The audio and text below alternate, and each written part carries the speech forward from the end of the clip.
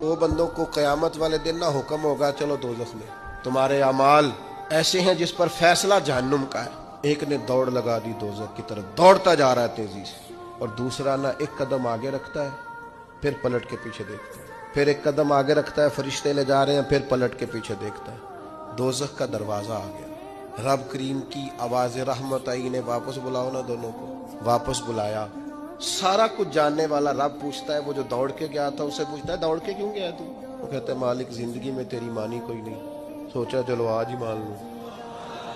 अल्लाह की रहमत को जोश आया, फरमाया इसे तो भेजो ना जन्नत में। चलो इस वक्त ही सही, इताअत का जज्बा तो बेदार हुआ ना। दूसरे से पूछा भाई तू क्यों नहीं जा रहा था? वो कहने लगा मालिक मेरी सारी जिंदगी की उम्मीद रही है कि मेरे रब ने माफ कर देना, माफी मिल जानी है, करम हो जाना है, फजल ही होना है। मालिक दोज़ख का दरवाजा आ गया पर मेरी उम्मीद टूटी नहीं, मेरी कायम रही।